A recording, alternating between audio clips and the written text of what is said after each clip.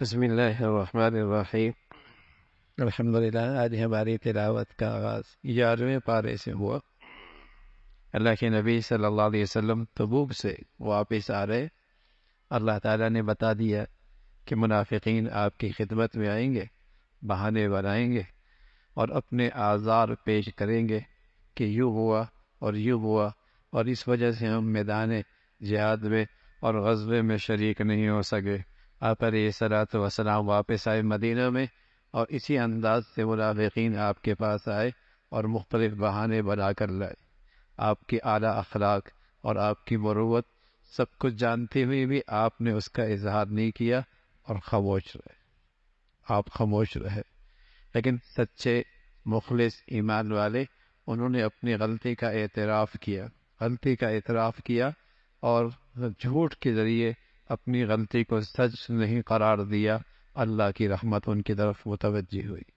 پھر مخلص ایمان والوں کا تذکرہ فرمایا، حضرات صحابہ رضوان اللہ اجمعین، بتایا کہ سارے کے سارے جنتی ہیں، چاہے وہ مہاجر ہیں چاہے وہ انصار ہیں، سارے کے سارے جنتی ہیں، اور جو ان کا سچا پیروکار ہوگا انہیں بھی اللہ جنت عطا فرمائے۔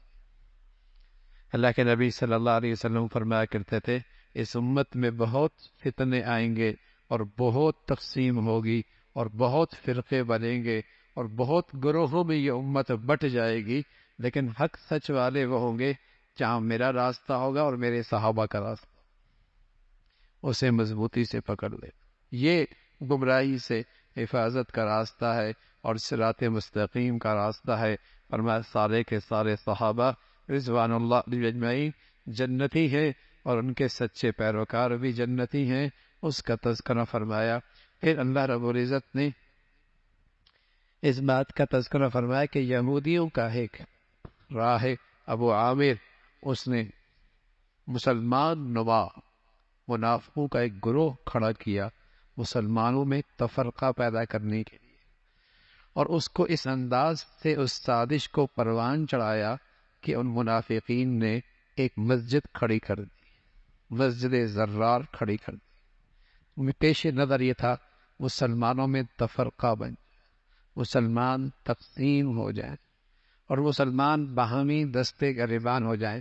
جب دنیا کفر نے مسلمانوں کو آپس میں لڑا دیا، وہ تماشا دیکھ رہی ہے، وہ تماشا دیکھ رہی ہے، اور مسلمان آپس میں دستے گریبان ہر جگہ نظر آ رہے ہیں، کہیں سیاست پر، کہیں فرقہ بنیاد پر، کہیں رنگ کی بنیاد پر، کہیں زبان کی بنیاد پر، کہیں وطنیت کی بنیاد پر، کہیں صبائیت کی بنیاد پر لڑی رہے ہیں، اور وہ تماشا دیکھ رہے ہیں۔ تو یہودیوں نے منافقین کا ایک گروہ کھڑا کیا مسلمانوں میں تفرقہ کھڑا کرنے کے لیے، اور اس سازش کو پروان یوں چڑھایا، ان منافقین نے ایک مسجد بنائی، مسجد زرار۔ آپ علیہ الصلوۃ والسلام سے کہا آپ اس کا افتتاح کریں تاکہ مسلمانوں میں اس مسجد کا اعتماد بحال ہو جائے۔ اللہ نے اپنے حبیب صلی اللہ علیہ وسلم کو بتا دیا، آپ نے افتتاح نہیں کر، آپ نے نہیں جانا۔ پھر آپ کے حکم سے اس مسجد کو جلا کر راکھ کر دیا۔ وہ مسجد نہیں تھی، وہ تو فتنہ تھا، اور وہ مسلمانوں میں تفرقہ ڈالنے کا ایک اڈا تھا، آپ نے اسے راکھ کر دیا۔ پھر اللہ رب العزت نے فرمایا مسجد قباء ہے، جسے نیک لوگوں نے، پرہیزگار لوگوں نے جس کی تعمیر فرمائی ہے، اور جہاں نیک اور صالح لوگ نماز پڑھتے ہیں اور پاکیزہ ہیں، ظاہر کے لحاظ سے بھی باطن کے لحاظ سے بھی آپ کے لائق ہے، آپ وہاں تشریف لے جائیں۔ اور آج بھی اس مسجد قباء کا یہ مقام ہے، کوئی آدمی اپنے گھر سے باوضو ہو کر جائے اور وہاں 2 رکعت نفل پڑھے، اسے ایک عمرے کا ثواب ملتا، اسے ایک عمرے کا ثواب ملتا۔ پھر اللہ رب العزت نے ایمان والوں کی جان کی قدر و قیمت بتائی کہ ایمان والوں کی جان بڑی قیمتی ہے، اس لیے کہ اس کا خریدار اللہ ہے، اس کا خریدار اللہ ہے۔ جو اللہ کے راستے میں جان قربان کرتا ہے تو اللہ سے سودا کرتا ہے، اور یہ بہت بڑی کامیابی کی بات ہے۔ پھر مخلص ایمان والوں کی 10 خوبیوں کا تذکرہ فرمایا اور توجہ دلائی، ہر مسلمان اپنے اندر یہ خوبیاں پیدا کرے، توبہ کرنے والے، عبادت کرنے والے، روزہ رکھنے والے، رکوع کرنے والے، سجدے کرنے والے، برائی کی طرف اچھائی کی طرف بلانے والے، برائی سے روکنے والے، اور اپنی پوری زندگی میں ہر موقع پہ اللہ کے حدود کا خیال رکھنے والے، یہ ہیں ایمان والوں کی صفات۔ توبہ کرنے والے، عبادت کرنے والے، رکوع کرنے والے، سجدے کرنے والے، اچھائیوں کی طرف بلانے والے، برائیوں سے روکنے والے۔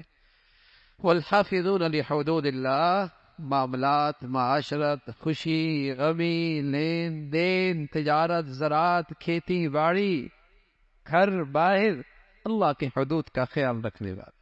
فرمایا وبشر المؤمنین، ایسے ایمان والوں کو خوشخبری سنائیے، خوشخبری سنائیے، اور پھر تلقین فرمائی آپ کو اور آپ کے واسطے سے پوری امت کو کہ کسی کافر کے لیے توبہ اور استغفار نہیں۔ ابراہیم علیہ السلام نے اپنے کافر باپ کے لیے دعا کی، ہدایت کی دعا کی، اور جب پتہ چلا وہ کفر پہ ہے، پھر آپ نے اس سے برات کا اعلان کر دیا۔ پھر غزوہ تبوک میں 3 مخلص جن کے اخلاص اور جن کے ایمان پر کسی کو شک نہیں تھا، وہ میدان جہاد میں نہیں جا سکے، لیکن جھوٹے بہانے نہیں بنائے، سچائی کے ساتھ اقرار کیا ہم سے کوتاہی ہو گئی، سستی ہو گئی، اس لیے ہم نہ جا سکے۔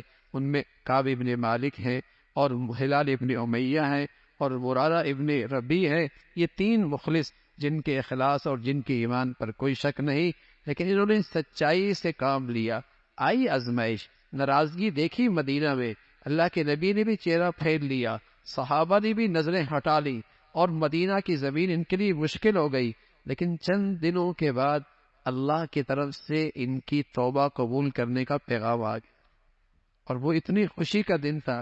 حضور علیہ السلام نے فرمایا، کعب ابن مالک سے فرمایا، جب سے تیری ماں نے جنا ہے تیرے لیے اس سے بڑا اور اتنا خوشی کا دن کبھی نہیں آیا جتنا آج اللہ نے تجھے عطا فرمایا، عزت بخشی ہے۔ اور بنیاد کیا بنی؟ سچائی، سچائی، سچائی۔ پھر ایمان والوں کو تلقین فرمائی، ایمان تقوی کا راستہ یہ ہے، ایمان اور تقوی کا حفاظت کا راستہ یہ کہ سچوں کی صحبت اختیار کرو، نیک لوگوں کی صحبت اختیار کرو، جن کا عقیدہ سچا، جن کا کریکٹر اور کردار سچا، جن کی زبانیں سچی، جو قول و فعل میں سچے، ان کے ساتھ اٹھا بیٹھا کرو، ایمان محفوظ رہے گا، ایمان محفوظ رہے گا، تقوی محفوظ رہے گا۔ صحبت کا بڑا اثر ہوتا ہے۔ شریف گھرانوں کے بچے اور بچیاں غلط صحبت میں چلی جائیں، ماں باپ کے لیے شرمندگی کا باعث بنتی ہیں، اور پورے ماحول کے لوگ اچھی صحبت میں آ جائیں، ولی بن جاتے ہیں، قابل رشک زندگی ہو جاتی ہے۔ صحبت زندگیوں پہ اثر ڈالتی ہے۔ بدی کی صحبت ہو، آدمی برائی کی طرف جاتا ہے، نیکی اور اہل تقوی کی صحبت ہو، آدمی نیکی اور متقی بن جاتا ہے۔ اس کا تذکرہ فرمایا، اللہ کے راستے میں کوئی قدم اٹھاتا ہے، کوئی مال خرچ کرتا ہے، اللہ رب العزت اس کی قیمت لگاتے ہیں، ضائع نہیں کرتے۔ جہاد کے فضائل، برکات، اہمیت اپنی جگہ، لیکن فرمایا کچھ لوگ ایسے بھی ہوں جو دین سیکھنے والے ہوں، جو دین سیکھنے والے ہوں، اور امت کے تمام شعبوں کے لیے افراد تیار کرنے والے ہوں، افراد تیار کرنے والے ہوں، تو اس کا تذکرہ فرمایا۔ اور پھر جب وہ دین سیکھے، پھر وہ ذمہ داری بجا لائے، اللہ کی حکموں کا پیغام اور اللہ کی حکموں کی دعوت، اور یہ ان کا زندگی کا پھر وہ مقصد بنے، اس کا تذکرہ فرمایا۔ پھر قتال، جہاد، اس کی ترغیب اور اس کے اصول بتائے، قریب والے، پھر اس کے بعد والے، پھر اس کے بعد والے، یہ اصول قتال اور جہاد کا بتایا، اور اللہ کے نبی صلی اللہ علیہ وسلم کی خاص شان کا ذکر فرمایا۔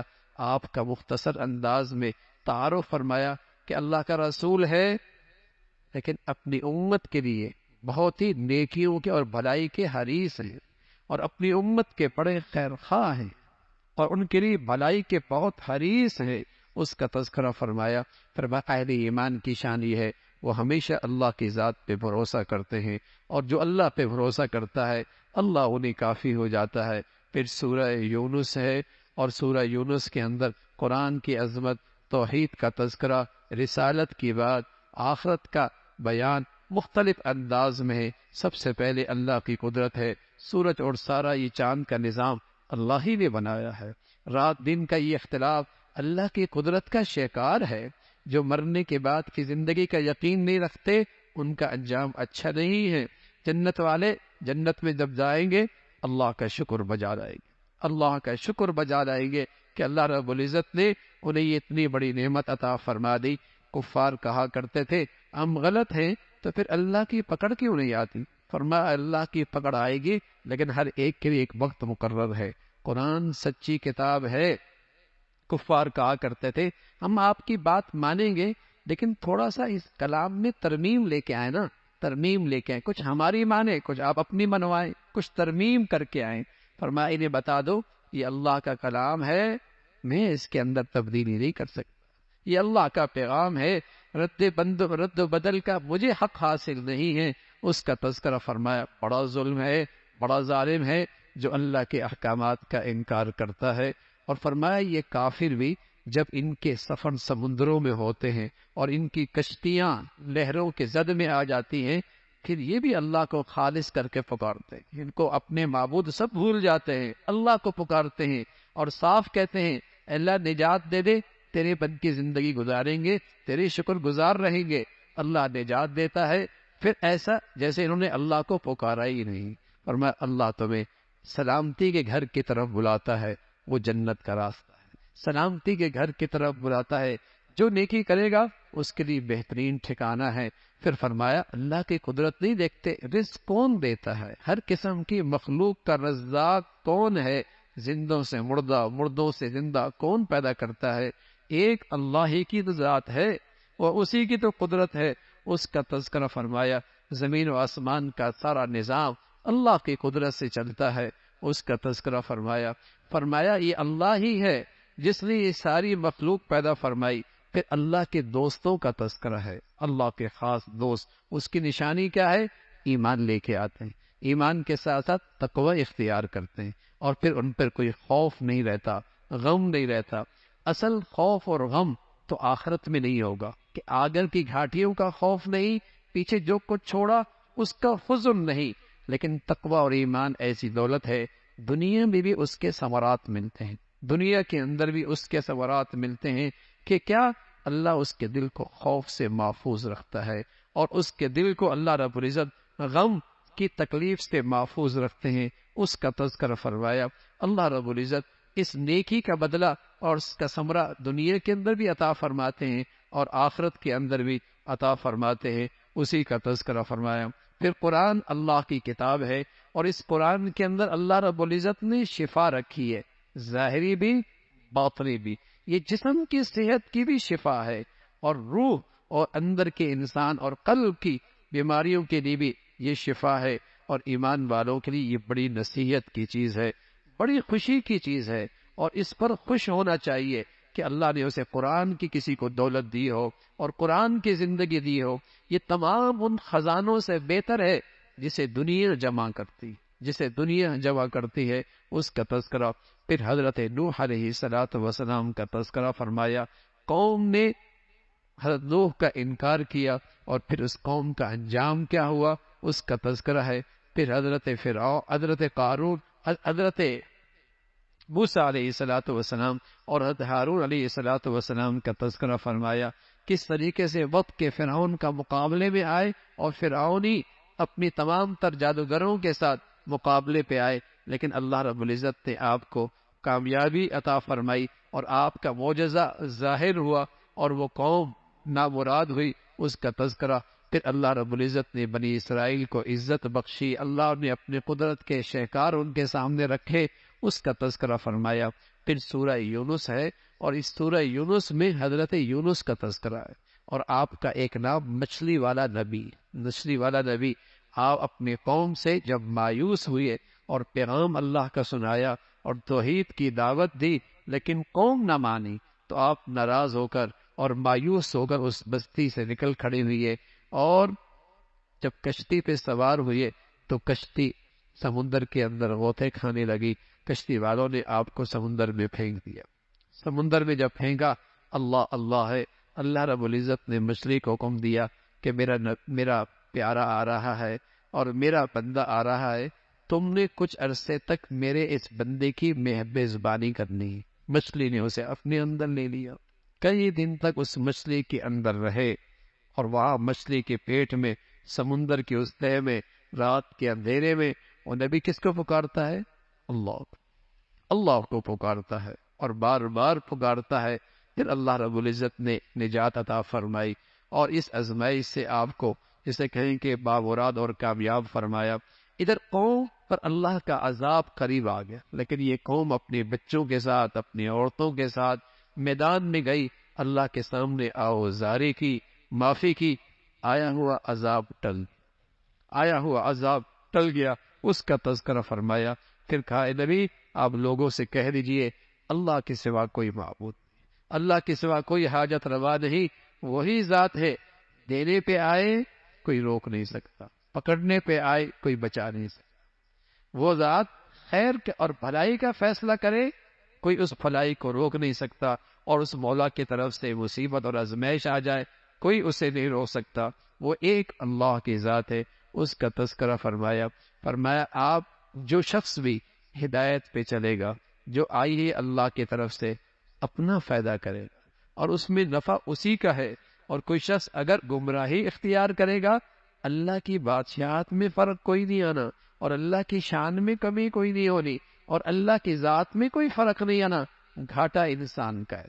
بھلائی کرے گا اپنا فائدہ ہے، نہیں کرے گا اور گمراہی کا راستہ اختیار کرے گا پھر بھی نقصان اسی کا ہے. پھر اللہ نے اپنے نبی کو پیغام دیا، آپ آسمان کی طرف سے آئی ہوئی وحی کی پیروی کرتے رہیں اور صبر کرتے رہیں. ایک دن آنے والا ہے اللہ رب العزت سزا اور جزا کی شکل میں فیصلہ فرمائے. دنیا میں اللہ نے فیصلہ تو کر دیا حق اور باطل کا، لیکن ایک دن اور آنے والا ہے جہاں فیصلہ دلائل سے نہیں ہوگا، جزا اور سزا سے ہوگا. ہر آدمی سر کی آنکھوں سے دیکھے گا یہ کامیاب اور یہ ناکام ہے. فرمایا اس وقت تک آپ صبر کیجئے، اللہ رب العزت بہتر فیصلے کرنے والے ہیں.